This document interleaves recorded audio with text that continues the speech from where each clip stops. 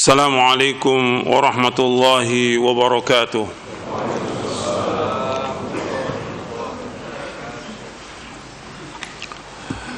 إن الحمد لله نحمده ونستعينه ونستغفره ونعوذ بالله من شرور أنفسنا ومن سيئات أعمالنا.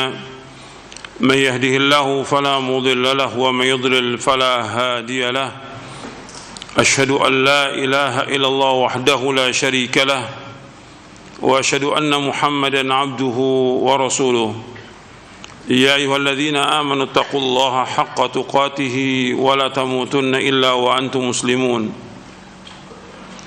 يا أيها الناس اتقوا ربكم الذي خلقكم من نفس واحدة وخلق منها زوجها وبث منهما رجالا كثيرا ونساء واتقوا الله الذي تساءلون به والأرحام إن الله كان عليكم رقيبا.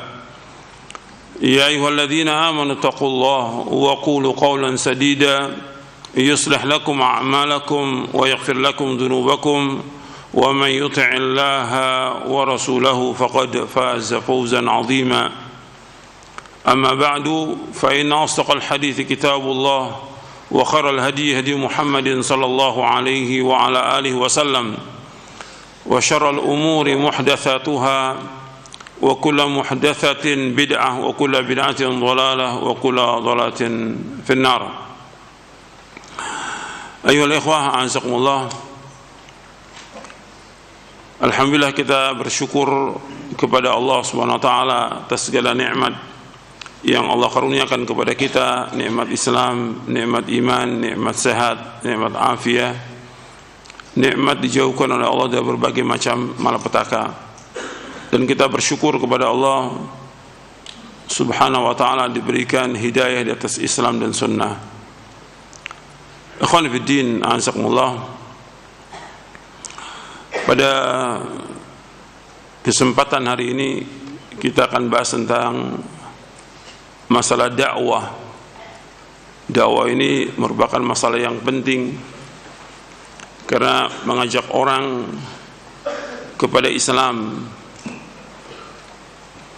mengajak orang untuk mengamalkan Islam, mengajak orang untuk mentauhidkan Allah, menjauhkan segala macam perbuatan syirik,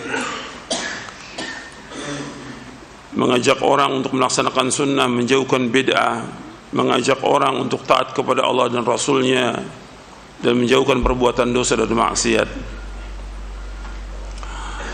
Masalah dakwah merupakan masalah yang mulia karena para anbiya wa rusul alaihi wassalatu wassalam tugasnya mereka berdakwah, mengajak manusia untuk mentauhidkan Allah Subhanahu wa taala. Para nabi, para rasul, tugasnya mereka berdakwah, mengajak manusia kepada agama yang hak, mengajak manusia untuk mentauhidkan Allah, menjauhkan segala macam perbuatan syirik. Ini merupakan perbuatan yang mulia. Makanya di muka bumi tidak ada perkataan yang paling baik melainkan orang yang mendakwahkan dakwah.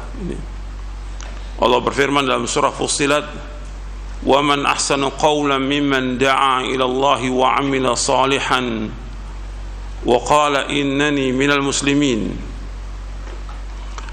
Allah berfirman, "Wa man ahsanu qawlan mimman da'a ila Allah wa 'amila salihan wa qala innani minal muslimin." Dan tidak ada orang yang paling baik perkataannya melainkan orang yang mengajak manusia ke jalan Allah dan dia beramal soleh dan dia termasuk orang-orang Islam. Di sini disebutkan tidak ada perkataan yang paling baik. Wa man ahsanu qawlan mimman da'a ila Allah wa 'amila salihan wa qala innani minal muslimin. Antum lihat di surah Fussilat di ayat berapa itu? Di surah Fussilat surah 41. Surah Fussilat di surah yang ke-41 Allah menyebutkannya di ayat 33, di ayat 33.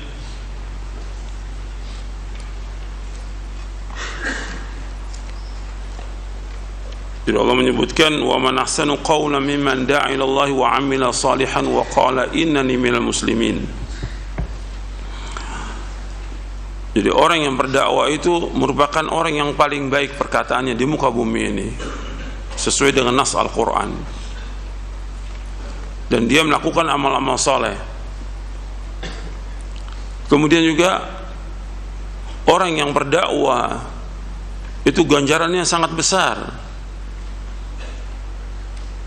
Nabi SAW bersabda kepada Ali bin Abi Thalib radhiyallahu an, la ayyahdiallahu bika rajulan wahidan khairun laka min humrin na'am. Engkau menunjuki manusia satu orang itu lebih baik daripada onta-onta yang merah. Engkau menunjuki satu orang lebih baik daripada onta-onta yang merah. Onta-onta yang merah itu yang anak-anak onta yang disayangi oleh orang-orang Arab. Dan orang yang mengajak manusia kepada petunjuk ini ganjarannya sangat besar, yang dia mendapatkan ganjaran dari mulai dia mendakwakan sampai dia mati, sampai hari kiamat nanti. Besar sekali. Nabi bersabda sallallahu alaihi wasallam dalam hadis yang sahih yang diriwayatkan oleh Imam Muslim, man da'a ila hudan kana lahu minal ajri mithlu ujuri man tabi'ahu min ghairi an yanqusa min ujurihim syai'a. Kata Nabi SAW, barang siapa yang mengajak manusia kepada petunjuk, kana lahu minal ajr, maka dia mendapatkan ganjaran mithla ujuri man tabi'ahu, seperti ganjaran orang-orang yang mengikutinya, dan tidak mengurangi sedikit pun, la yanqusu min ujurihim syai', tidak mengurangi sedikit pun dari ganjaran mereka. Ketika kita berdakwah, mengajak orang kepada kebenaran, kepada kebaikan, kepada tauhid, kepada sunnah, kepada pemahaman yang benar, maka kita dapat ganjaran. Umpamanya kita mengajarkan dia tentang tauhid, selama dia mengamalkan tauhid itu kita dapat ganjaran terus sampai hari kiamat. Kita mengajarkan orang berwudu sampai orang itu bisa, dari mulai dia berwudu dan dia sholat, kita dapat ganjaran terus sampai hari kiamat. Kalau yang berwudunya satu, dapat satu kita ganjarannya. Dan setiap ganjaran itu Allah sebutkan, setiap kebaikan berapa ganjaran? 10. Man jaa bil hasanati falahu asyru amsalihha. Orang membawa kepada kebaikan dapat 10 ganjaran, dan terus ganjarannya. Kalau 2 orang, 3 orang, 100 orang, besar ganjarannya. Maka di antara amalan yang tidak putus ketika seorang meninggal dunia, yaitu dakwah. Ketika semua amal-amal kita nggak ada yang bisa menolong kita, ya ilmu yang bermanfaat ini. Ketika Nabi menyebutkan dalam hadis yang sahih yang diriwayatkan oleh Imam Muslim, Tirmidzi, Ahmad dan yang lainnya, dari sahabat Abu Hurairah radhiyallahu anhu, Nabi bersabda, "Idza matal insanu yanqata 'amaluhu illa min thalathin, shadaqatin jariyah, aw 'ilmin yuntafa'u bi, aw waladun salih yad'u lah." Apabila seorang manusia meninggal dunia, terputus seluruh amalnya kecuali 3 yang akan terus menyertai dia pahalanya sampai hari kiamat. Yang pertama yaitu sedekah jariyah, yang kedua ilmu yang bermanfaat, yang ketiga anak yang soleh yang mendoakan. Hadis ini sahih, Imam Muslim, Ahmad, Tirmidzi dan yang lainnya. Nabi menyebutkan sallallahu alaihi wasallam, idza matal insan, apabila seorang meninggal dunia, inqata amalu, seluruh amalnya terputus. seluruh amal yang dilakukan, apakah itu sholat, puasa, zakat, haji, atau apa aja perbuatan baik, semua terputus. Udah nggak bisa lagi dia berbuat dan beramal kebaikan. Illa min thalathin, kecuali tiga. Tiga ini artinya amalnya akan terus menyertai dia sampai ke liang kubur dan sampai hari kiamat. Yang pertama sedekah jariyah, yang dia sedekahkan dengan ikhlas karena Allah Subhanahu wa taala. Maka dikatakan jariyah karena mengalir terus pahalanya. Yang kedua, ilmu yang bermanfaat yang dia ajarkan kepada manusia. Yang ketiga, anak yang saleh. Yang antum harus perhatikan bahwa anak yang saleh yang mendoakan, lafadznya waladun saleh yad'ulah. Perhatikan tuh, anak yang saleh yang mendoakan, bukan anak saleh yang mensedekahkan, bukan anak yang saleh menghajikan, bukan, anak saleh yad'ulah, yang mendoakan dia. Di hadis ini Nabi sebutkan amal-amal yang terus mengalir bagi seorang yang meninggal dunia. Di antaranya ilmu yang dia sampaikan kepada manusia, yang didakwakan. Yang didakwakan karena Allah akan terus menemani dia sampai di liang kubur dan sampai hari kiamat. Ganjarannya besar. Kemudian juga dalam hadis yang lain banyak sekali menyebutkan tentang keutamaan kita memberikan petunjuk, mengajarkan orang dan segala macam. Kalau ini ganjarannya besar, berarti semua ini harus kita lakukan semata-mata karena Allah. Jangan mengharapkan sesuatu dari manusia. Karena orang yang menuntut ilmu dan mengajarkan ilmu itu terhindar dari laknat Allah. Ini sudah keutamaan. Makanya Al-Imam Ibnu Qayyim menyebutkan tentang keutamaan ilmu itu lebih dari 100 keutamaan.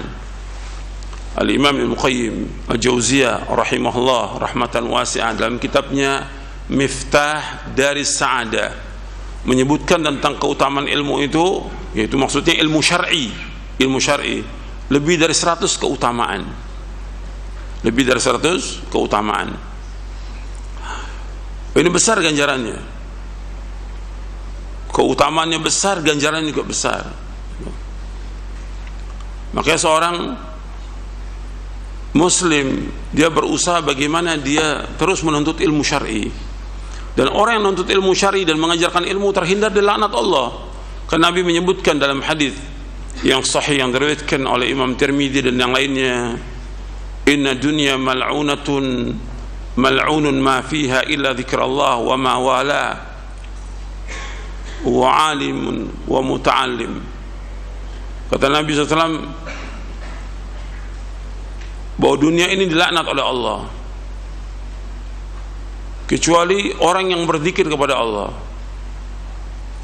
kecuali orang-orang yang melaksanakan apa-apa yang dicintai oleh Allah. Yang ketiga yaitu orang-orang yang mengajarkan kebaikan. Yang keempat orang yang belajar. Arti Nabi menyebutkan sallallahu alaihi wasallam bahwa dunia ini dilaknat.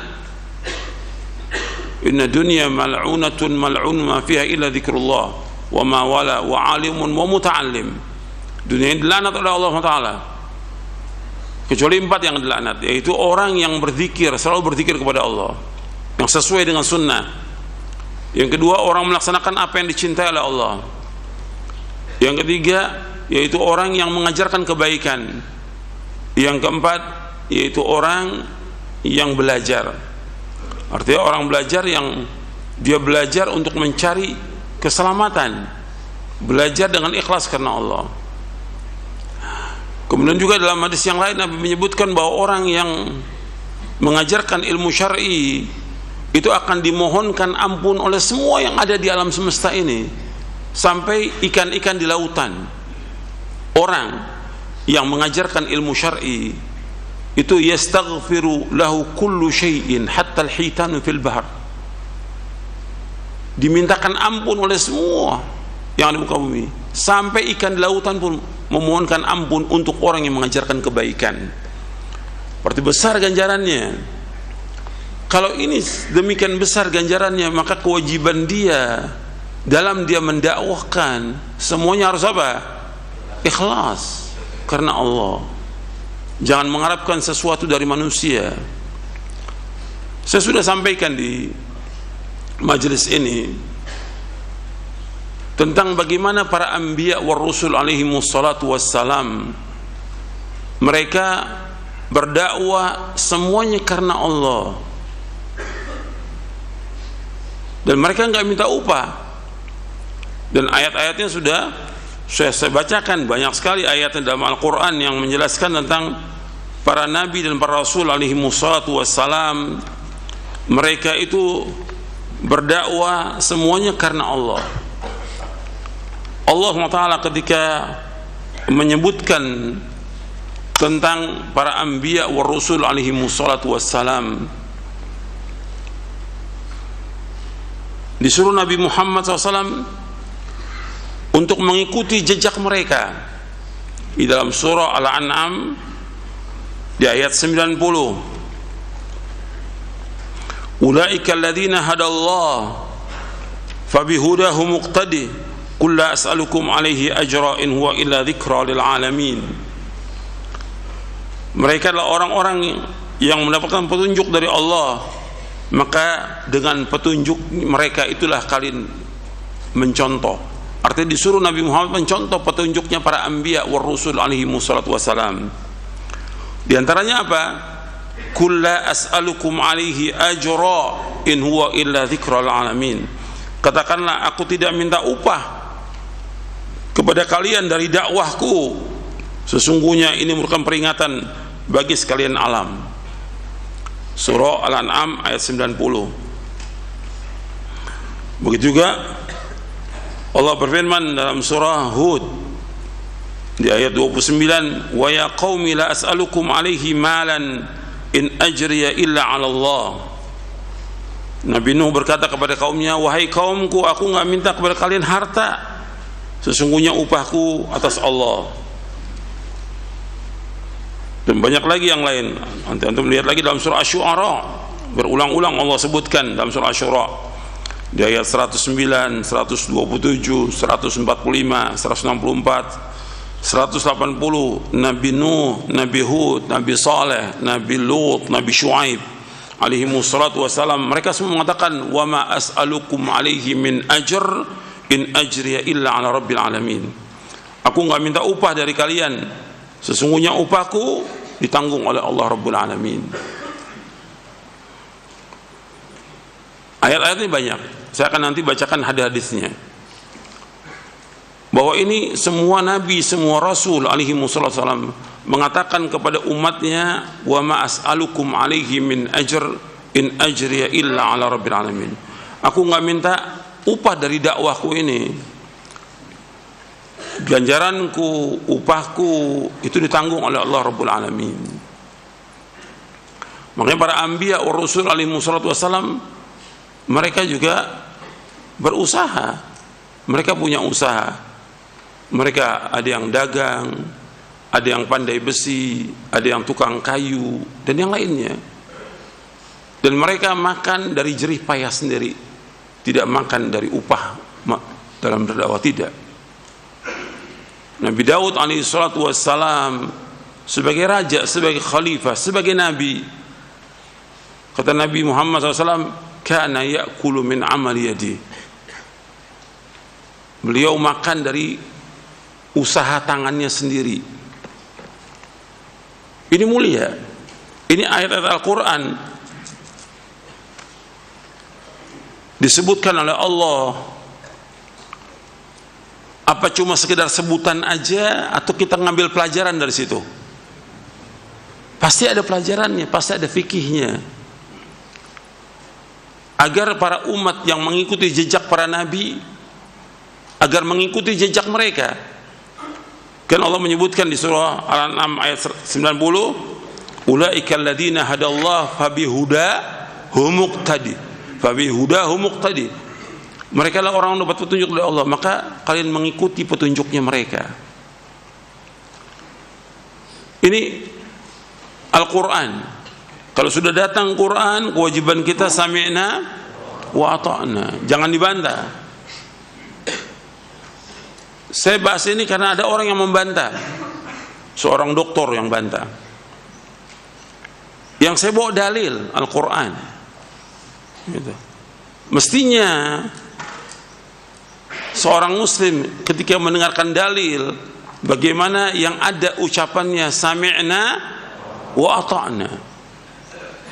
Innama kana qaulal mu'minina idza du'u ila Allahi wa rasulihi ay yaqul sami'na wa ata'na wa ulaika humul muflihun, dalam surah An-Nur di ayat 51. Allah menyebutkan bahwa sikap orang yang beriman itu kalau sudah datang dalil, dia mengucapkan sami'na wa ata'na. Innama kana qaulal mu'minina idza du'u ila Allahi wa rasulihi yahkuma bainahum ay yaqulu sami'na wa ata'na wa ulaika humul muflihun. Surah An-Nur surah 24 ayat 51. Innama kana qaulal mu'minin, sesungguhnya ucapan orang-orang beriman, idza du'u ila Allah wa rasulih, apabila diajak kepada Allah Rasulnya, liyahkuma bainahum, untuk dihukumi di antara mereka, ay yaqulu sami'na wa ata'na. Ya, mereka berkata kami mendengar dan kami taat, wa ulaika al muflihun, dan mereka lah orang-orang yang sukses, orang-orang yang beruntung. Orang beriman begitu. Ini ayat-ayat yang tadi saya bacakan. Sekarang saya akan bacakan hadis-hadis Nabi SAW. Karena ini masalah dakwah, masalah penting, masalah besar. Orang berdakwah dia harus ikhlas karena Allah dan tidak mengharapkan sesuatu dari manusia. Ketika dia mengharapkan upah, ketika dia mengharapkan uang dari dakwahnya, yang nggak dapat ganjaran, nggak dapat pahala, hilang tuh semua keutamaan yang berkaitan dengan dakwah ini, hilang semuanya. Sedangkan orang beriman, dia ingin dengan dakwahnya dia mendapatkan ganjaran dari Allah Taala, dan Nabi sudah sebutkan ganjarannya Sallallahu Alaihi Wasallam. Ketika Nabi sudah sebutkan ganjarannya, supaya orang itu mengharapkan ganjaran dari siapa? Dari Allah. In ajriya illa ala rabbil alamin, ganjaranku ditanggung oleh Allah Rabbul Alamin, bukan dari manusia. Karena sekarang ini dakwah ini sudah jadi perebutan orang, sudah seperti jadi pekerjaan gitu. Dakwah ini jadi dagangan. Maka ada seorang ulama mengatakan, undur kaifa asbahal ilmu al-yawma hirfatan wa san'atan wa tijaratan. Perhatikan sekarang ilmu ini, ilmu syar'i ini sudah jadi barang dagangan, sudah jadi apa? Keahlian dia. Dia dakwah, keahliannya ini ya dia harus dibayar segini gitu. Udah nggak karena Allah lagi. Dan ini orang berlomba-lomba. Bahkan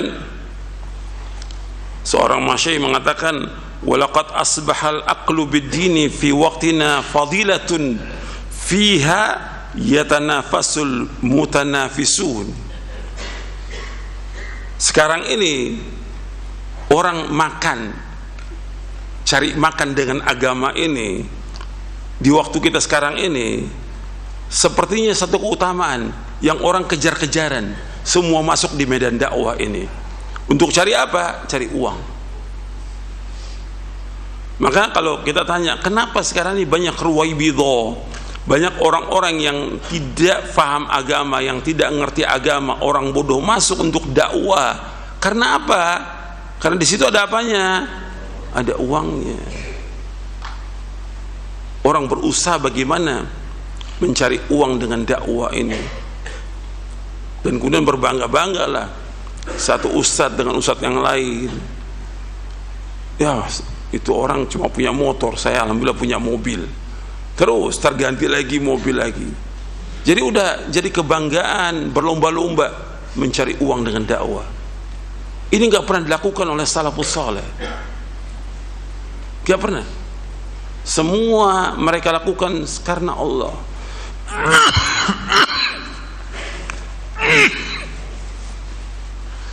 Jadi mereka nggak mengharap sesuatu dari manusia, tidak.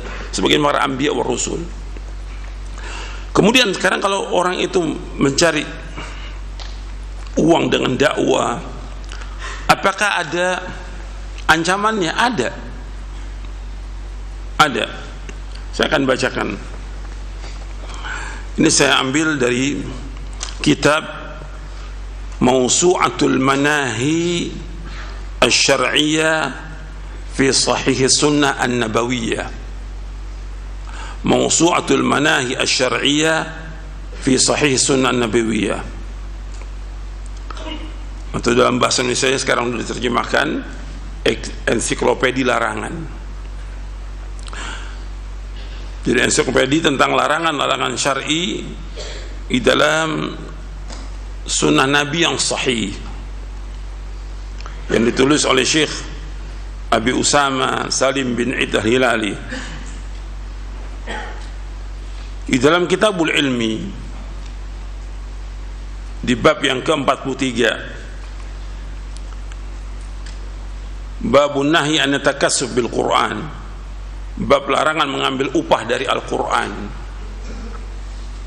Diriwayatkan beberapa riwayat, saya bacakan semua riwayatnya. Ada 6 riwayat. Yang pertama riwayatnya dari sahabat Abu Darda radhiyallahu an, bahwasanya Rasulullah SAW bersabda, man akhadha ala ta'limil Qur'ani qausan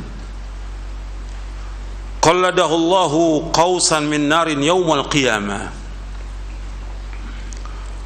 Dari sahabat Abu Darda radhiyallahu an, bahwasanya Rasulullah SAW bersabda, barang siapa yang mengambil upah, barang siapa mengambil sebuah busur panah sebagai upah dari mengajarkan Al-Quran,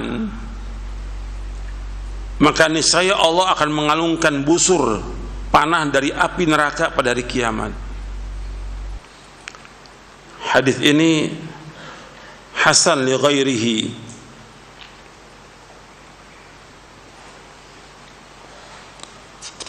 Diriwayatkan oleh Imam Ibnu Asakir dalam kitabnya Tarikh Dimashq.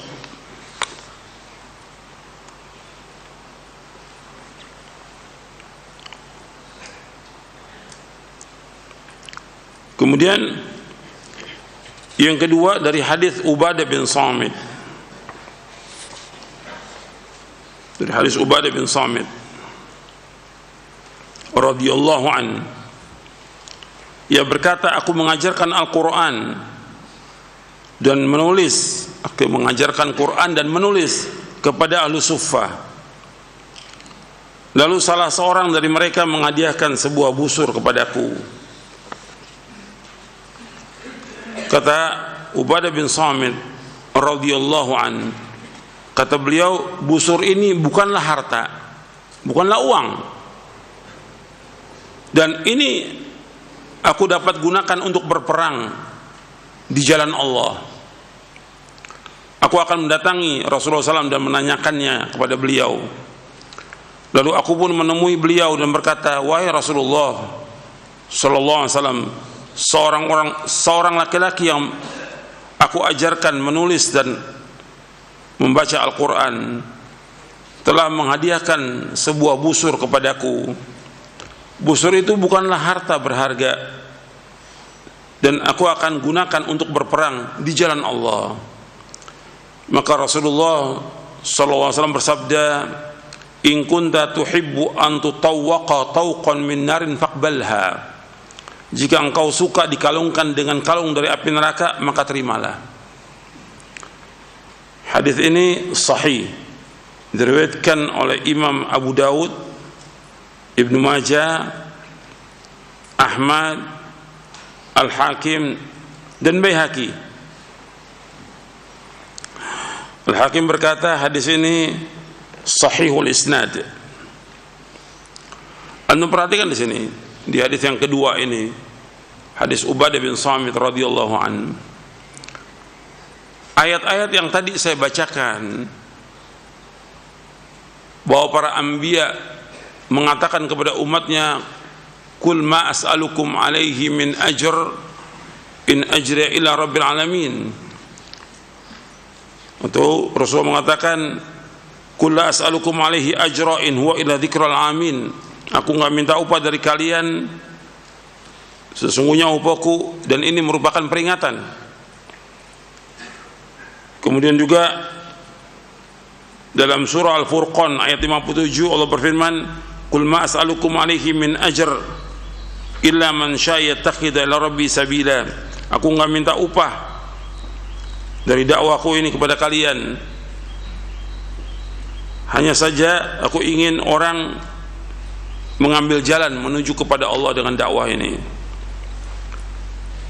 Dan di surah Syu'ara, "Wa ma as'alukum alaihi min ajr in ajra illa ala rabbil alamin." Aku enggak minta upah kepada kalian dari dakwahku ini, sesungguhnya ganjaranku ditanggung oleh Allah Rabbul Alamin. Ayat-ayat ini semua sudah dibacakan oleh Nabi Muhammad SAW kepada siapa? Kepada para sahabat. Jadi para sahabat tuh faham tidak boleh meminta upah dari dakwah dan tidak boleh menerima uang dari dakwah. Itu pemahaman para sahabat, fahmu salaf. Makanya ketika Ubadah bin Samit radhiyallahu an diberikan busur panah, maka yang ada ucapannya apa? Ini bukan uang. Ini bukan uang, tapi busur panah. Karena pemahaman dia uang tidak boleh. Mungkin busur panah boleh. Tapi tetap ditanyakan kepada Nabi Muhammad SAW, ditanyakan kepada Rasulullah SAW. Maka jawaban Rasulullah SAW, jawabannya, "In kunta tuhibbu an tutawwaqa tawqan min nar faqbalha." Jika engkau ingin dikalungkan dengan kalung dari api neraka, maka terima busur panah itu. Rasul nggak jawab, "Nggak apa-apa, terima aja." Nggak ada kalimat itu. Bukan uang ini nggak apa-apa. Tapi Rasul memberikan ancaman di sini. Ancaman dari Rasulullah, kalau kamu ingin dikalungkan dengan kalung api neraka, kamu terima upah itu. Ini Ubadah bin Samit menceritakan kepada Rasulullah bahwa dia mengajarkan ahlu sufah, arti dakwah. Kemudian dia mengajarkan juga untuk membaca Al-Quran, mengajarkan menulis. Kemudian diberikan hadiah, berupa busur panah. Ubadah mengatakan, ini bukan uang, ini bukan harta. Jadi kalimat itu ketika dia mengatakan ini bukan harta, dalam hadis disebutkan, "Faqultu laisat bimalin." Ini bukan harta. Berarti pemahaman Ubadah bin Samit dan para sahabat yang lainnya bahwa kalau menerima uang dari mengajarkan ilmu syar'i ini, hukumnya boleh atau tidak? Tidak boleh, pemahaman sahabat ini, pemahaman salaf ini. Kemudian dia mengatakan, "Aku akan tanyakan kepada Rasulullah." Ditanyakan. Kemudian Rasul menjawabnya seperti yang tadi saya bacakan hadisnya. Apabila engkau mau dikalungkan dengan kalung api neraka, maka terima. Ini bentuk ancaman ini bukan masalah kecil, masalah besar. Karena bagaimana dia dakwah kemudian dia dengan itu masuk neraka, waliyadzubillah. Nasallahu alaihi afiyah. Dan hadis ini sahih dari Imam Abu Dawud, Ibnu Majah, Ahmad, Hakim. Dan ini dibawakan juga oleh Syekh Al-Albani dalam silsilah ahadits as-sahihah di juz yang pertama. Sekarang kita masuk yang ketiga. Hadis yang ketiga. Dari sahabat Imran bin Husain. Untuk melihat sahabatnya beda-beda yang meriwayatkan. Tadi Abu Darda, kemudian Ubadah bin Samit. Sekarang yang ketiga Imran bin Husain radhiyallahu anhuma. bahwa ia melihat seorang qari sedang membaca Al-Quran, lalu meminta upah. Beliau mengucapkan kalimat istirja. Apa istirja? Inna lillahi wa inna ilaihi raji'un. Ngajar Quran minta upah, atau kadang-kadang lebih daripada itu pakai tarif lagi, atau mengajarkan kitab tauhid pakai bayar. Ada nggak? Ada. Atau bikin kajian di mana itu bayar, satu orang 300.000. Dalam Islam nggak ada yang seperti ini, nggak ada. Maka langsung diucapkan inna lillahi wa inna ilaihi raji'un. Kemudian ia berkata kepada orang itu, aku mendengar Rasulullah SAW bersabda, man qara'al qur'ana falyas'alillaha bihi fa innahu sayaji'u aqwamun yaqra'unal qur'ana yas'aluna bihin nasa. Rasulullah SAW bersabda, barang siapa yang membaca Al-Quran adalah ia minta pahalanya kepada Allah, minta ganjaran pahalanya kepada Allah. Sesungguhnya akan datang beberapa kaum yang membaca Al-Quran lalu meminta upahnya kepada manusia. Hadis ini hasan li ghairihi, diriwayatkan oleh At-Tirmidzi, Ahmad, Al-Baghawi dalam Syarh Sunnah. Tirmidzi mengatakan hadis ini hasan.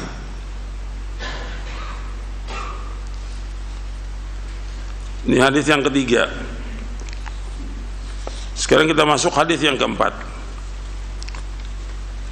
Dari sahabat Abu Sa'id Al-Khudri radhiyallahu anhu, bahwasanya ia mendengar Rasulullah SAW bersabda, ta'allamul Qur'ana was'alullah bihil jannata qabla yata'allamahu qaumun yas'aluna bihi dunya fa innal Qur'ana yata'allamuhu thalathun rajulun yubahi bihi wa rajulun yasta'kilu bihi wa rajulun yaqra'u lillahi. Dari sahabat Abu Sa'id Al-Khudri radhiyallahu anhu, ia mendengar Rasulullah SAW bersabda, pelajarilah Al-Quran dan mintalah surga kepada Allah sebagai balasannya sebelum datang satu kaum yang mempelajarinya dan meminta harta sebagai imbalannya. Sesungguhnya ada 3 jenis orang yang mempelajari Al-Quran. Yang pertama, orang yang mempelajarinya untuk membangga-banggakan diri dengannya.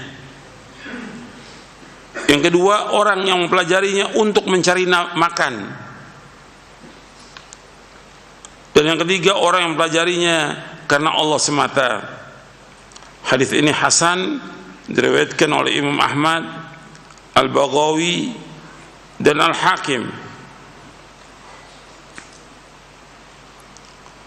Jadi Nabi menyebutkan SAW, dan hadis ini dimasukkan oleh Syekh Albani dalam silsilah hadis as-sahihah di juz yang pertama, hadis nomor 258 dalam silsilah hadis as-sahihah. Nabi menyuruh kita untuk belajar Al-Quran dan minta sorga. Dengan kita belajar Quran, dengan kita mengajarkan Quran, minta sorga kepada Allah SWT. Sebelum nanti akan datang beberapa kaum yang dia belajar Quran dan mengajarkan Quran tujuannya untuk minta dunia. Kalau minta dunia berarti minta apa? Uang, mengharapkan uang, mengharapkan amplop, bahkan pakai tarif lagi. Quran dipelajari oleh 3 orang. Artinya 3 jenis manusia. Yang pertama, orang yang belajar untuk bangga dengan Quran, bangga dengan bacaannya, bangga dengan suaranya, bangga dengan sanadnya, kebanggaan udah. Dan kalau saya lihat sekarang ini sanad ini semua untuk kebanggaan.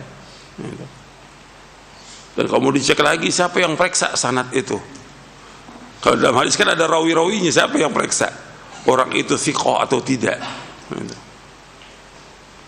Jadi yang ada ini untuk kebanggaan. Kemudian yang kedua, orang yang mempelajarinya untuk cari makan. Dia belajar, dia ngajar untuk cari makan. Yang ketiga, orang yang belajarnya karena Allah semata. Kita harus jadi yang ketiga. Hadis ini hasan riwayat Imam Ahmad, Al-Baqawi, Hakim. Itu hadis yang keempat. Sekarang kita masuk yang kelima. Yang kelima, dari sahabat Jabir bin Abdullah radhiyallahu anhu, ia berkata, Rasulullah SAW keluar menemui kami. Saat itu kami sedang membaca Al-Quran. Di antara kami terdapat orang-orang Arab dan orang-orang Ajam. Orang-orang Ajam atau orang Badui, bukan orang Arab. Beliau sallallahu alaihi wasallam bersabda, arti Rasulullah SAW bersabda, Iqra'u fakullun hasanun wa sayaji'u aqwamun yuqimunahu kama tuqamul qidhu yata'ajjalunahu wa la yata'ajjalunahu. Iqra'u fakullun hasanun, bacalah Al-Quran, bacaan kalian semuanya bagus. Wa sayaji'u aqwamun, nanti akan datang beberapa kaum, yuqimunahu, mereka menegakkan Quran, kama tuqamul qidhu, seperti menegakkan anak panah. Apa maksudnya? Dijelaskan di lanjutannya, yata'ajjalunahu. Yata'ajjal maksudnya yatlubuna bi qiraati al-ajila min aradid dunya. Yata'ajjalunahu ay yatlubuna bi qiraatihi al-ajilata min aradid dunya, yaitu dia membaca Al-Quran yang minta disegerakan ganjarannya. Yaitu apa? Dia mengharapkan uang, mengharapkan dunia. Dia tidak mengharapkan ganjaran di akhirat, dia pengen dunia. Dia pengen dapat uang dari ngajar Quran itu. Wala yata'ajjalunahu, wala yata'ajjalunahu ay la yuriduna bihi al-ajila wa hiya al-akhirah. Dia tidak ingin kehidupan akhirat. Ini jelas nih. Dia ingin dunia dan tidak ingin akhirat. Yata'ajjaluna ay la yuriduna bihil ajila wa hiya al-akhirah. Dia tidak ingin akhirat. Yang dia ingin adalah uang. Jadi orang ngajar, orang dakwah, orang mengajarkan Quran, dia ingin dapat upah, dapat uang. Dia tidak ingin mendapatkan ganjaran di akhirat. Padahal tadi sudah saya sebutkan keutamaan dakwah ini besar, ganjarannya besar, pahalanya besar, luar biasa. Orang yang kita dakwakan kita dapat pahala terus mengalir sampai hari kiamat. Tapi orang ini tidak mau. Dia ingin dapat upah dari ngajarnya itu. Sekarang kita masuk yang keenam.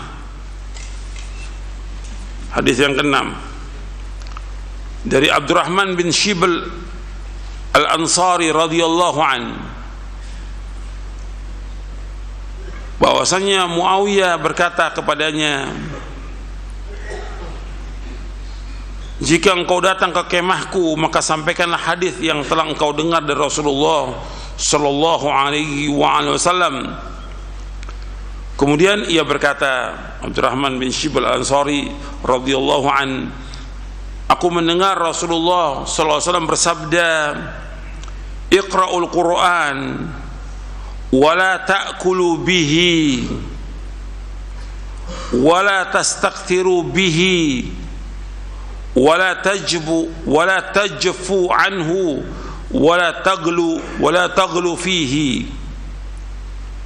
Rasulullah SAW bersabda, iqra'ul Qur'an, bacalah Al-Quran. Wala ta'kulu bihi, jangan engkau mencari makan dari Al-Quran.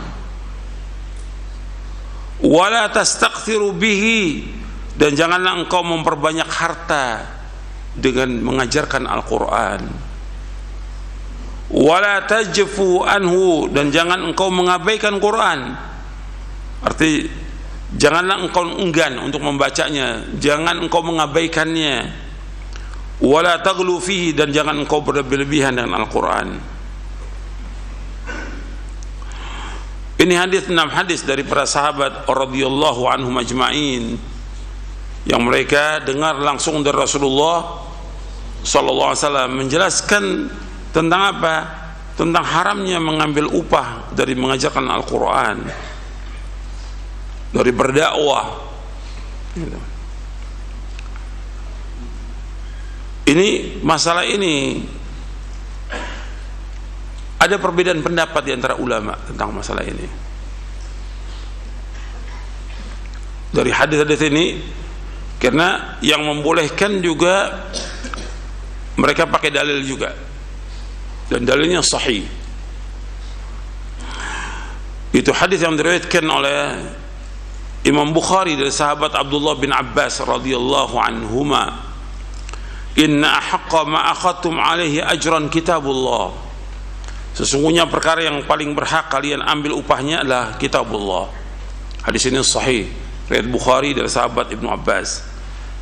Hadis ini pada asalnya berkaitan dengan masalah ruqyah. Itu disebutkan bahwa sahabat Abu Sa'id Al-Khudri radhiyallahu anhu dengan rombongannya berjalan di satu tempat, masuk ke satu kampung, kemudian seperti kebiasaan orang-orang Arab dan juga sebagai ketentuan yang Nabi sudah tetapkan, apabila orang datang dari tempat yang jauh masuk ke satu kampung, maka orang kampung itu harus menyediakan makan. Ini orang dari luar kota datang ke kampung itu, maka orang kampung itu harus menyediakan makan. Dan itu sudah terbiasa di kalangan orang Arab, dan Nabi menetapkan yang seperti itu. Mereka nggak mau kasih makan, nggak mau. Kemudian mereka ketika akan keluar dari kampung itu, tiba-tiba kepala sukunya tergigit ular, disengat ular, entah ular entah kalajengking. Kemudian nggak bisa mereka obati. Akhirnya mereka mengejar para sahabat ini, siapa di antara kalian yang bisa mengobati kepala suku ini? Kata Abu Sa'id, insya Allah bisa. Maka diruqyah, dibacakan surah Al-Fatihah 7 kali, sembuh. Kemudian waktu akan ruqyah itu, beliau berikan syarat, karena beliau dari tempat yang jauh ke kampung itu lapar kan, tidak dijamu. Syaratnya diberikan makan. Kemudian diruqyah, sembuh, dikasih kambing. Waktu mereka mau makan kambing itu, mau disembelih, nanti dulu kita tak akan tanya Rasulullah SAW. Sampai dibawa kambing itu kepada Rasulullah SAW. Ya Rasulullah, bagaimana saya, para sahabat ini cerita, kemudian dikasih ruqyah ke kambing. Kata Nabi, enggak apa-apa. Kemudian Nabi bersabda ini, inna haqqa ma akhadtum ajran kitabullah, sesungguhnya sebaik-baik yang kamu ambil upah itu dari mengajarkan kitabullah.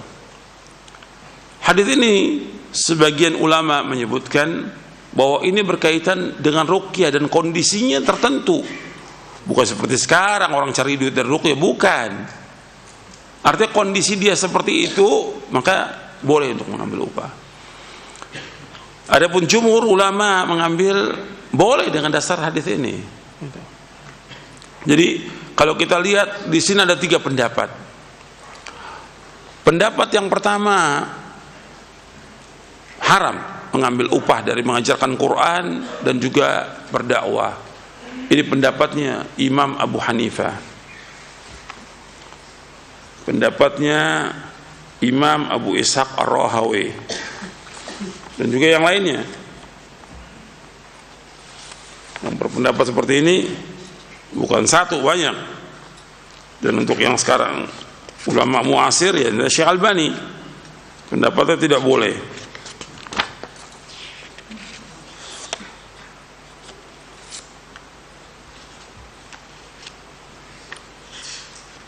Jadi yang melarang itu di antaranya Abu Hanifah, kemudian Ishaq bin Rahawi, Imam Sufyan Ats-Tsauri dan yang lainnya banyak. Kemudian pendapat yang membolehkan yaitu pendapat Imam Malik dan Imam Syafi'i. Pendapat Imam Malik dan Imam Syafi'i.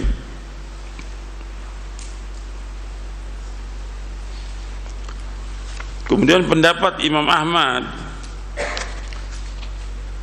itu membolehkan tapi dengan ketentuan kalau memang dia membutuhkan.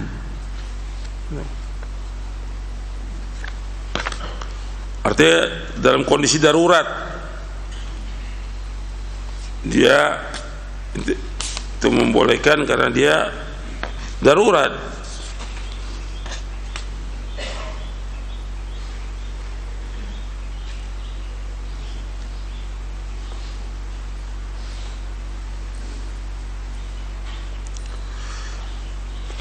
Itu 3 pendapat.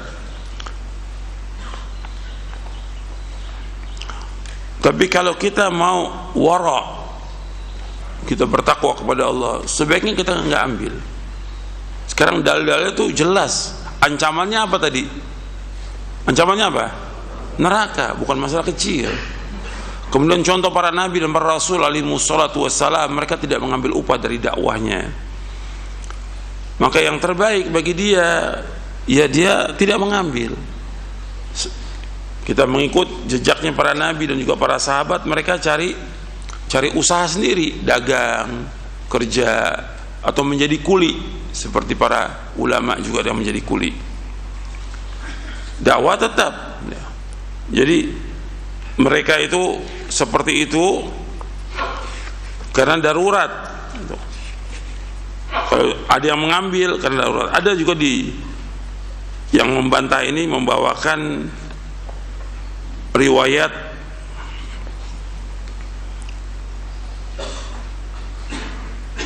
ada seorang Abu Nuaim yaitu Fadl bin Dukain. Fadl bin Dukain ini seorang Al-Hafidh Al-Kabir, Syekhul Islam.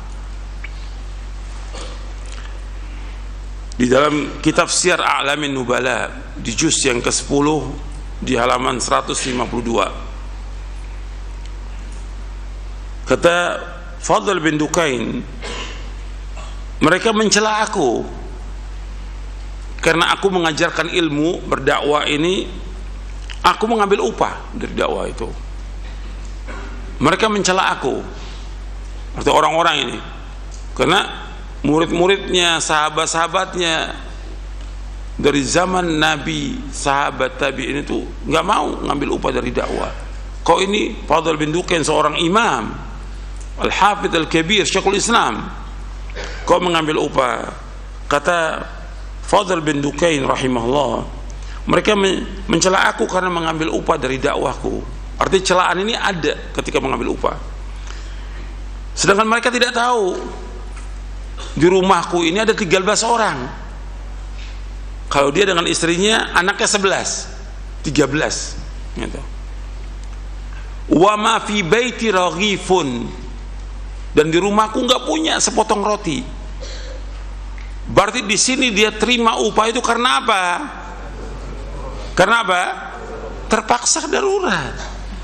Dia terima upah di sini kenapa? Darurat. Dia mengatakan wa fi baiti 13 nafsan wa ma fi baiti raghifun, di rumahku nggak ada sepotong roti.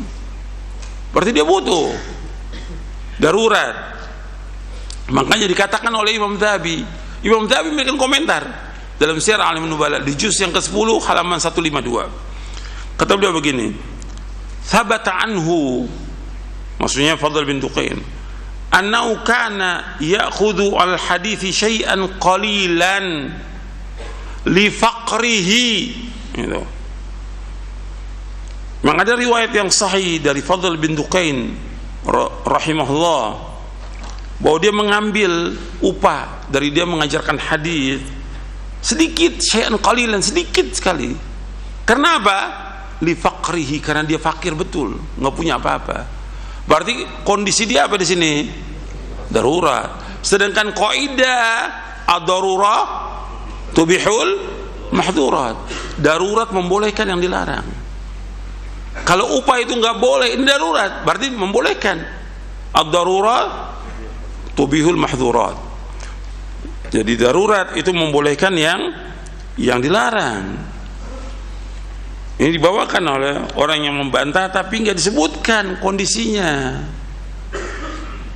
Kondisi apa di sini? Darurat. Dan kaidah darurat boleh. Atau dalam Al-Quran orang makan bangkai boleh atau tidak? Boleh ketika darurat. Faman iturra ghairu baghin wala adin. Nah, ini juga demikian. Kemudian juga yang harus antum ingat lagi, bahwa ketika kita belajar, syarat kita menuntut ilmu syar'i untuk mendapatkan pahala dari kita belajar ilmu syar'i ini, syaratnya apa? Ikhlas. Ketika dia mengharapkan dunia, Nabi menyebutkan apa? Tidak mencium aroma sorga. Nabi bersabda SAW, man ta'allama ilman mimma yubtagha bihi wajhullah la yata'allamuhu illa liyusiba bihi aradan minad dunya lam yajid arfal jannati yaumal qiyamah. Barang siapa yang menuntut ilmu, belajar ilmu syar'i yang mestinya dilakukan karena Allah, mengharapkan wajah Allah, tapi dia menuntut ilmunya untuk mengharapkan dunia, mengharapkan uang atau jabatan atau kedudukan, maka kata Nabi SAW, lam yajid arfal jannati yaumil qiyamah, maka dia tidak akan mendapatkan aroma sorga pada hari kiamat. Dia tidak mendapatkan aroma sorga pada hari kiamat. Hadis ini sahih, diriwayatkan oleh Imam Ahmad, Abu Daud, Ibnu Majah dan Al-Hakim. Nggak mencium aroma sorga.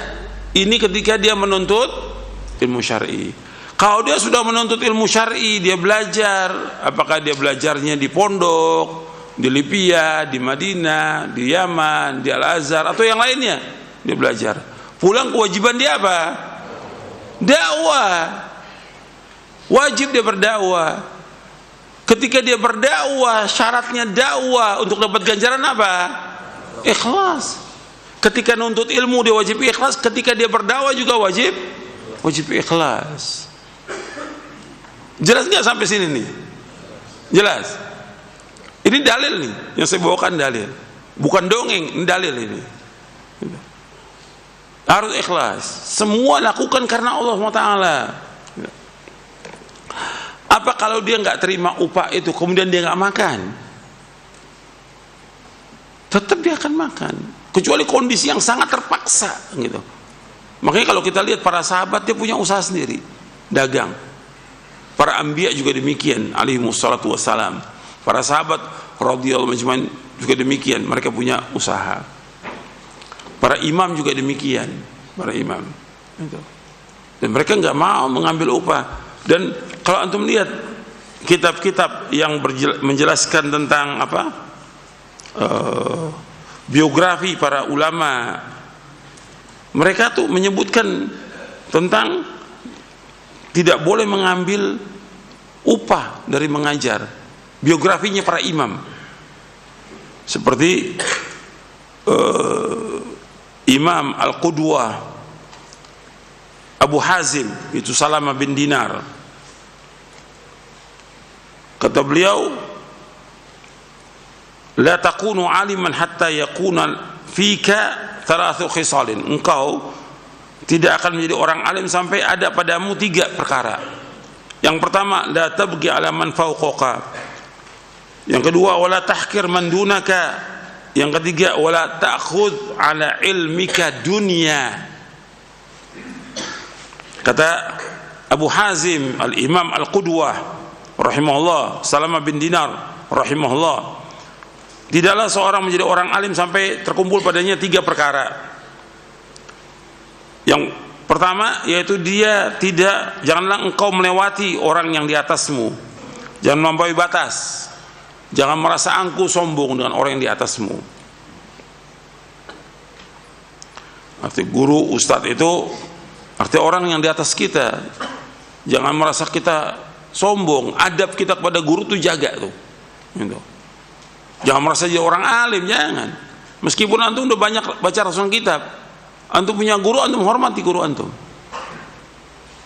Jangan melewati batas. Gitu.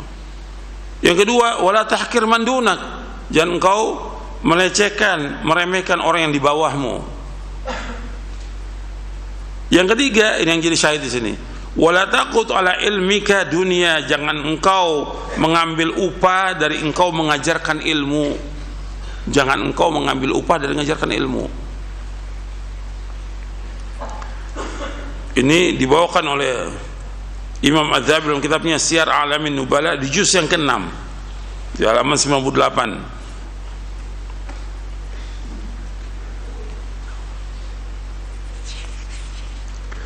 Dan pernah ditanyakan kepada Abdullah ibn Mubarak tentang orang-orang yang rendah. Safilah itu orang yang rendah, orang hina. Kata beliau, alladzina ya'ishuna bidinihim, yaitu orang-orang yang dia cari makan dengan agamanya. Cari makan dengan agamanya. Ini dalam Siyar A'lamin Nubala di juz yang ke-8. Kemudian yang sering saya bawakan juga perkataan Abul Aliyah yang wafat tahun 73 Hijriah. Dia seorang tabi'i. Abul Aliyah tabi'i. Kata beliau, alim majjanan kama ulimta majjanan. Ajarkan manusia dengan gratis sebagaimana engkau juga nuntut ilmu dengan gratis. Ini dalam Siyar A'lamin Nubala juz yang ke-11. Dan juga para ulama menceritakan bagaimana para sahabat, tabi'in, tabi'ut tabi'in, mereka kalau ngajar tidak mengambil upah. Seperti Imam Sufyan Ats-Tsauri rahimahullah menceritakan tentang Dhahhak bin Muzahim, seorang tabi'i. Kata Imam Sufyan Ats-Tsauri rahimahullah, kana Dhahhak yu'allimu wa la ya'khudh ajra. Sufyan Ats-Tsauri mengatakan Dhahhak bin Muzahim, seorang tabi'i, mengajar dan tidak mengambil upah dari ngajarnya. Dia ngajar, dia dakwah, dia tidak mengambil upah. Ini dalam Siyar A'lamin Nubala di juz yang ke-4. Dan masih banyak lagi kalau kita lihat. Kalau di abad yang ke-6 ya, tentang kisahnya Abdul Qadir Jailani. Nah, Ahlus Sunnah wal Jamaah. Dia termasuk orang min kibariz zuhad. Disebutkan wa kana ya'kulu min amal yadihi. Dia ngajar, bahkan dia memberikan fatwa di Baghdad. Dia makan dari usaha tangannya sendiri, tidak mengharapkan dari upah. Tidak. Ini disebutkan dalam kitab Al-A'lam di juz yang ke-4 oleh Khairuddin Az-Zirkli. Kalau saya bacakan banyak ya ini. Dan juga ada riwayat juga berkaitan dengan hatta azan. Pernah Uthman bin Abdul As mengatakan kepada Rasulullah SAW, ya Rasulullah, jadikanlah aku sebagai imam pada kaumku. Kata Rasulullah kepada Uthman bin Abdul As radhiyallahu an, anta imamuhum, engkau imam mereka. Waqtadi bi'adhafihim wattakhidh mu'adzinan la ya'khudhu ala adhanihi ajra, akhrajahu al-khamsah. Dari Utsman bin Abil As radhiyallahu an, ia berkata, aku berkata Rasulullah, ya Rasulullah, jadikan aku sebagai imam bagi kaumku. Anta imam, engkau imamnya. Waqtadi bi'adafim, engkau jadikan sebagai contoh bagi orang yang lemah. Artinya kalau jadi imam itu jangan baca yang panjang sekali, jangan. Lihat di belakang kamu ada orang-orang yang lemah. Nah, kau jadi imam, jadi contoh buat yang lemah. Ada yang muda umpamanya, ada juga yang tua. Ya bacanya lihat, jangan terlalu panjang. Kesian yang lemah itu. Yang ketiga, wattakhidh mu'adzinan la ya'khudhu ala adzani ajra. Kamu cari muadzin, tukang azan yang tidak mengambil upah dari azannya. Hadis ini sahih, diriwayatkan oleh imam yang 5. Kalau imam yang 5 dalam istilah Al-Hafidh Ibnu Hajar Asqalani dalam kitabnya Bulughul Maram min Adillahil Ahkam. Hadis ini ada di kitab Bulughul Maram, di kitabus shalah, di sifat, di bagian azan, babul azan. Diriwayatkan oleh yang 5 yaitu Ahmad, Abu Daud, Tirmidzi, Nasai dan Ibnu Majah. Kalau disebutkan 5 maksudnya Ahmad, Abu Daud, Tirmidzi, Nasai, Ibnu Majah.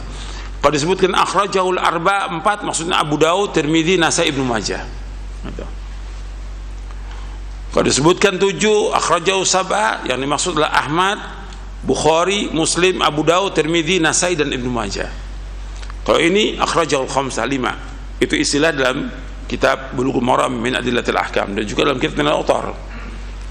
Dan Nailul Awtar juga ada istilah lagi tersendiri. Di sini disebutkan jangan engkau cari muadzin yang mengambil upah dari azannya. Artinya berkaitan dengan masalah ibadah. Kita belajar ilmu syar'i ini ibadah, mengajar juga ibadah, azan juga ibadah, jadi imam juga ibadah. Itu semua lakukan karena Allah SWT. Itu. Kalau tadi saya sebutkan perbedaan pendapat di antara ulama, boleh dia mengambil kalau kondisi dia apa? Darurat, tidak masalah. Atau ada yang menjamin dia. Nah, mulai pada masa khulafa itu yang sesudahnya ya, dari Bani Umayyah, Bani Abbasiyah, itu mulai ada jaminan itu kepada orang-orang yang mengajarkan ilmu dari Baitul Mal, diberikan mereka upah dari Baitul Mal. Dan sampai sekarang ada pemerintah memberikan demikian. Seperti negara-negara Arab itu dijamin para dai-nya dari Baitul Mal, yaitu dari negara. Ada kementeriannya, Wizaratul Awqaf, jadi Wizar Kementerian Wakaf. Nah, itu memberikan jaminan. Seandainya nggak ada, seperti kita di Indonesia nggak ada, ya kita cari usaha. Usaha itu ribuan banyak usaha yang halal. Gitu. Kalau kita pun mau terima, kondisi terpaksa. Tapi nggak dibiarkan. Sekarang ini kan dibiarkan orang, udah kalau ngajar, udah omongannya bukan omongan seorang talibul ilm, bukan. Kalau ngomong ini di antara ustadz, kamu asal ngajar di sana, kok di sana duitnya tebel, gitu, amplopnya tebel. Artinya bukan talibul ilm seperti ini, dan itu nggak pantas juga. Ini kan bicara soal dakwah karena Allah, yang jaminannya adalah apa? Surga. Ancamannya apa? Neraka. Bukan masalah kecil, nggak bisa dipakai mainan ini. Bagaimana kita menjaga keikhlasan? Jadi orang jangan mengatakan orang yang terima amplop juga dia juga bisa ikhlas.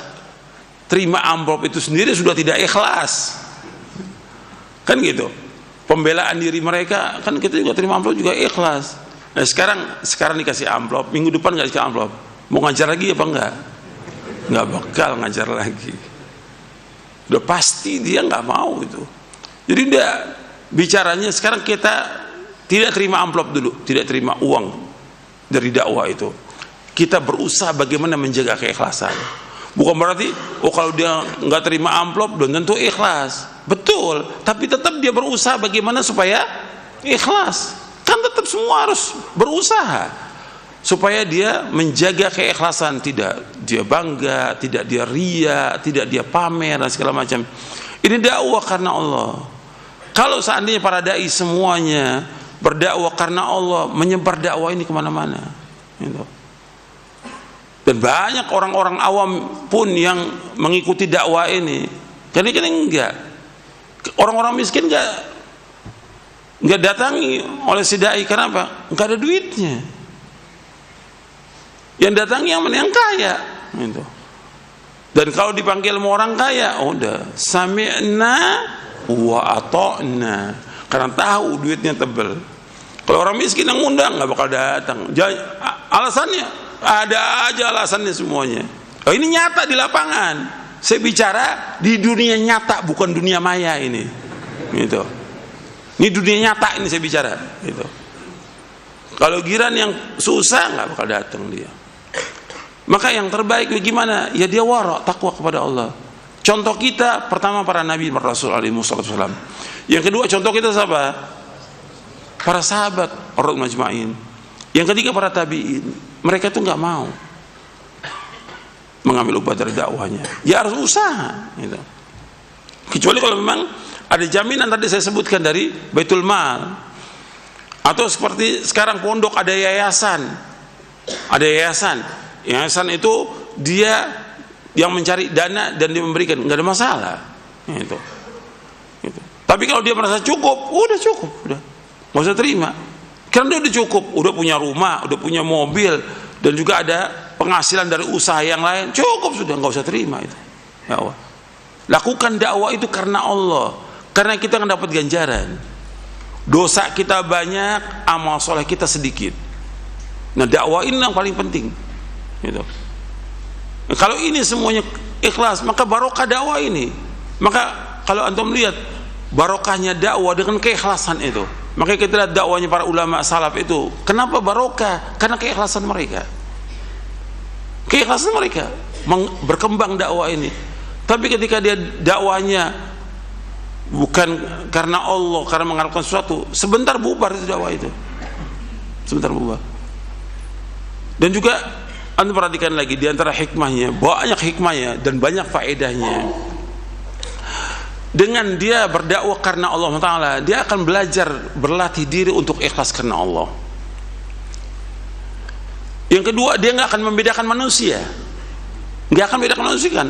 Orang miskin, kaya sama, dua-duanya nggak ada apanya, nggak ada amplopnya, nggak ada duitnya, karena dia nggak terima itu. Sama semuanya, nggak pilih-pilih. Ini kan banyak dai yang milih-milih. Kalau di sana panggilan ada duit, oh udah datang dia.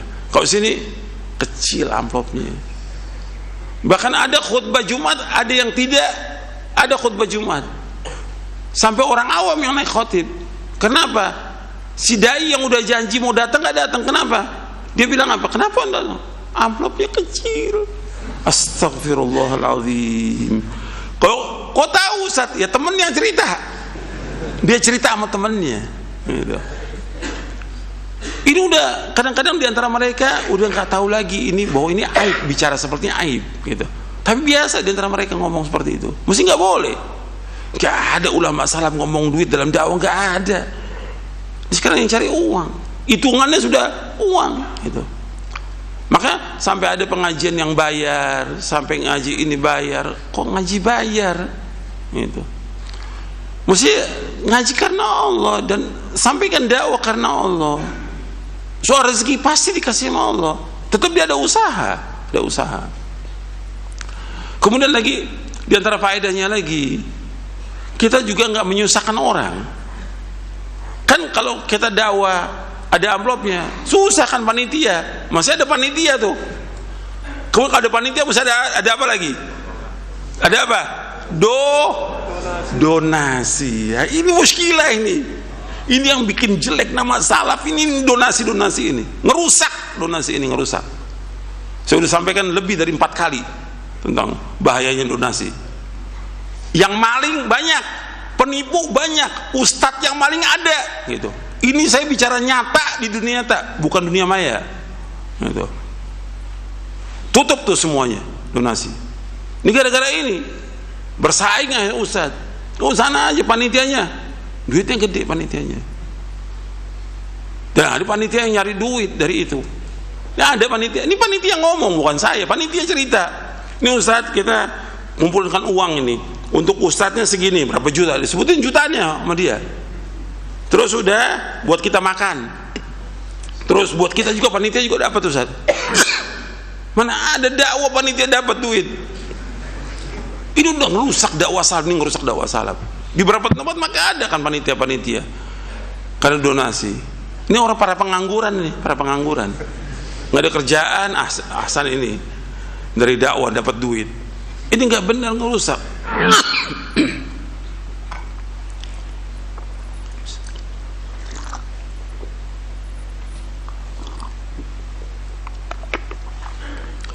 Coba kalau dakwah itu tidak ada uang, tidak ada amplop, nggak ada lagi donasi, nggak ada donasi, nggak ada. Dulu dakwah nggak ada orang pakai panitia pakai, nggak ada sama sekali, nggak ada. Jalan dakwah karena Allah SWT itu. Paling ada satu orang muhsinin yang bantu, ada muhsin yang bantu dia untuk dakwah, udah selesai. Tapi ini kan enggak, sekarang ini terus donasi. Sampai setiap ada dakwah itu kan bikin malu kita. Siapkan apa? Infak terbaik Anda. Lu dakwah siapin buku dong, Quran, buku. Apalagi itu enggak, siapkan infak terbaik Anda. Mesti itu dakwah. Itu enggak benar. Enggak benar, enggak ada seperti itu. Jadi ngerusak dakwah. Jadi udah dari awalnya ketahuan ini udah nyari duit gitu. Dan panitia nyari duit dengan cara itu. Mesti biarkan aja sebagaimana diajarkan orang untuk ikhlas karena Allah Ta'ala. Ini yang saya bawakan dari Quran, dari hadis Nabi yang sahih, dari penjelasan para sahabat dan juga para imam. Yang kita mesti begitu mendengar itu, ya kita berhati-hati, bukan bantah, bukan pakai akal nyontoinnya macam-macam deh, sudah nyontoinnya yang macam-macam. Tujuan contoh-contoh itu, tujuannya apa? Contohnya untuk menolak apa? Al-Quran dan Sunnah. Dan ini bahaya, orang bisa sesat nanti gara-gara ini. Jadi yang untuk perhatikan ketika saya sampaikan ini, bukan berarti kalau gitu gimana kita ngajar Quran nggak boleh ya. Itu nanti ada yayasan yang dia memberikan yayasan itu, atau ada orang kaya yang menjamin, selesai udah. Tapi kalau bisa dia punya usaha, itu yang terbaik, udah dikasih jalan untuk usaha dan usahanya halal, cari usaha yang dia nggak mengharapkan lagi, atau dikasih modal yang betul kita tahu ini dagang dan udah dia tinggal ngajar aja, sudah, sehingga dia tidak mengharapkan sesuatu dari manusia. Dan itu yang bermanfaat gitu. Nah sekarang ini kadang-kadang karena udah dunia, pengaruh dunia, kan saya udah sampaikan berkali-kali tentang dunia ini menyihir manusia gitu. Sampai kemudian ustadz-ustadz juga punya usaha ini, wah macam-macam dah. Akhirnya ujung-ujungnya bohongin orang gitu. Ujungnya bohongin orang. Ini hati-hati yang seperti ini gitu. Udah dakwahnya ngarepin amplop, kemudian punya usaha membohongi orang. Nah ini banyak yang seperti ini, banyak. Sehingga banyak yang cacat dalam dakwah. Yang jelek kalau udah begini, nama dakwah salaf jelek dengan adanya orang-orang seperti ini nih, yang rusak. Orang yang nggak punya ilmu dakwah karena ngarepin duit dia. Sekarang nggak punya ilmu, dia ceramah mau ngapain? Ya pasti ngarepin duit kan. Ini udah nggak benar. Dan gak boleh masuk di medan dakwah ini kecuali orang berilmu. Itu nas Al-Quran, gak boleh masuk di medan dakwah kecuali orang berilmu. Qul hadhi sabili ad'u ila Allah ala basiratin ana wa man ittaba'ani wa subhanallah wa ma ana minal musyrikin. Dalam surah Yusuf ayat 108. Katakanlah ini jalanku, ini caraku, ini manhajku. Aku berdakwah mengajak ke jalan Allah. Di sini kalimat ini aja, ad'u ila Allah, tanbih adalah ikhlas. Kata Syekh Muhammad bin Abdul Wahab rahimahullah dalam kitab Tauhid. Ini peringatan bahwa kita berdakwah harus ikhlas karena Allah. Dan berdakwah ala basirah dengan dasar ilmu dan keyakinan. Ana wa man tabi', aku dan orang yang tahu. Wa subhanallah wa man musyrikin. Dan maksud Allah dan aku termasuk orang yang berbuat syirik. Jadi dakwah ini harus ikhlas. Dan kita belajar untuk ikhlas. Insyaallah dakwah ini dakwah yang barokah, dakwah salaf ini. Dan dia akan menyebar, dakwah ini berkembang tidak mengharapkan sesuatu dari manusia. Dan tidak ada uang. Yang antum harus ingat lagi bahwa dakwah ini pasti akan ditolong oleh Allah. Kemudian dakwah ini juga akan ditolong oleh Allah dengan perantaraan siapa? Orang-orang yang tidak mampu, orang-orang yang lemah. Nabi bersabda dalam hadis yang sahih yang diriwayatkan oleh Imam Nasa'i, innama tunsaruna wa turzaquna illa bidu'afaikum. Sesungguhnya kalian akan ditolong oleh Allah dan diberikan rezeki oleh Allah dengan sebab orang-orang yang lemah. Justru sasaran dakwah itu kepada siapa? Orang-orang yang lemah, orang-orang miskin. Sekarang sasaran dakwah kepada siapa? Orang kaya.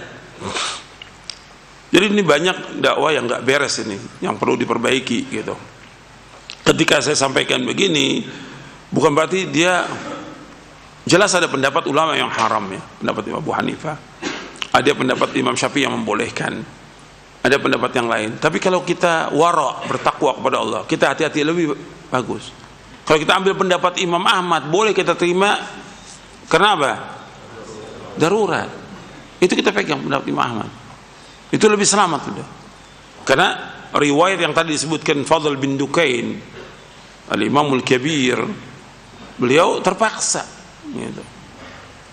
Jadi kalau enggak jangan. Karena apa? Ancamannya berat tadi. Karena hadis-hadis tadi menyebutkan tentang apa? Nanti ada orang yang membaca Al-Quran, mengajarkan Quran yang dia makan dari Quran itu. Nggak boleh. Kan sekarang banyak seperti itu. Pasang tarif udah kalau ngajarin Quran, baca Quran, bahkan orang berlomba-lomba bikin rumah Quran gitu. Kalau dia ngajar karena Allah nggak ada masalah, ngajarkan. Dan nggak perlu berlama-lama masa ngajarin baca Quran sampai setahun, sebulan juga orang bisa baca gitu. Dan ini terus diperlama. Kalau tambah lama kan tambah apa? Tambah uangnya. Banyak yang nggak beres ini. Ini harus diperbaiki. Tujuan saya menyampaikan ini sebagai nasihat untuk kebaikan kita, karena ini dakwah penting dan harus dipikul oleh orang yang betul-betul yang amanah, orang-orang yang ikhlas, orang-orang yang mau berjuang untuk menegakkan agama ini. Dakwah ini pasti akan ditolong oleh Allah, pasti udah. Itu nas baik Al-Quran maupun hadis Nabi yang sahih. Dan kita rezeki kita sudah dijamin sama Allah SWT. Bukan berarti kalau kita nggak terima amplop itu kita nggak makan, pasti insya Allah rezeki dikasih. Karena ulama salaf yang terdahulu itu lebih susah daripada kita. Mereka nggak mengharapkan sesuatu dari manusia. Bahkan diantara mereka tidak mau terima uang dari penguasa, tidak mau diantara mereka. Seperti Imam Sufyan Ats-Tsauri, Abu Hanifah dan yang nggak mau terima. Dikasih uang oleh penguasa, nggak mau terima. Dia mau makan dari jerih payahnya sendiri. Karena itulah yang Nabi sebutkan, sebaik-baik usaha seorang makan itu apa? Dari usahanya sendiri. Itu nas hadis Nabi yang sahih. Nabi menyebutkan dalam hadis saya bawakan dalam buku Hukum Minta-Minta. Nabi menyebutkan ma akala ahadun ta'aman qat khairan min ayyakula min amal yadi. Wa inna Nabi Allah Daud alaihi salam kana ya'kulu min amal yadi. Nabi bersabda SAW, tidaklah seorang makan sesuatu makanan yang lebih baik melainkan dari usahanya sendiri, dari pekerjaannya dia sendiri, dari usaha tangannya sendiri. Dan sungguhnya Nabi Allah Daud alaihi salatu wassalam adalah makan dari hasil pekerjaan tangannya sendiri. Hadis ini sahih riwayat Bukhari dari sahabat Miqdam radhiyallahu anhu. Masih banyak lagi. Nabi bersabda juga, kana Zakaria najjaran. Nabi Zakaria itu najjar, tukang kayu. Hadisnya sahih riwayat Muslim dan Ahmad. Dan juga kalau antum lihat ayat-ayat Al-Quran, disuruh kita apa? Untuk mencari apa? Nafkah. Setelah selesai sholat Jumat, suruh apa Allah? Fa idza qudiyatis shalah fantashiru fil ardi wabtaghu min fadlillah. Suruh kita untuk cari nafkah. Ayat-ayat banyak kalau Quran suruh kita cari nafkah. Wabtaghu min fadlillah ini untuk siapa? Carilah karunia Allah, artinya mencari nafkah. Untuk siapa? Ayat ini kitabnya untuk siapa? Jangan bengong. Untuk semua manusia disuruh cari nafkah. Berarti para dai, para ustadz, orang awam wajib apa? Wajib cari nafkah. Wabtaghu min fadlillah wadhkurullaha katsiran la'allakum tuflihun. Berarti semua harus cari nafkah. Jangan, oh kalau saya ustadz nggak mau cari nafkah, tinggal duduk nanti datang amplop. La haula wala quwwata illa billah. Nggak ada contoh seperti itu. Mana ada? Semua kerja dan semua kerja. Hatta Nabi alaihi wassalatu wassalam. Gitu. Jadi ini Allah sudah menyebutkan dalam Al-Quran demikian. Nabi juga menyebutkan dalam hadisnya. Untuk usaha semuanya, nggak dibedakan. Gitu. Apalagi Nabi Daud sebagai raja, khalifah dan nabi, tetap nggak mau makan kecuali dari usahanya sendiri. Dan Nabi mengatakan makan yang paling enak itu makan dari apa? Jerih payah kita sendiri, bukan dari minta-minta. Kalau minta-minta hukumnya haram dalam Islam, atau mengharapkan suatu manusia.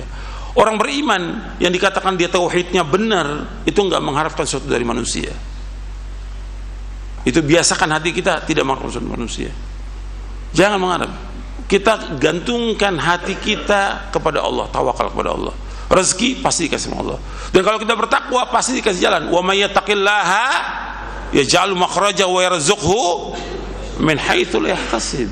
Barang siapa yang bertakwa kepada Allah, diberikan jalan keluar dan diberikan rezeki dari yang tidak duga-duga.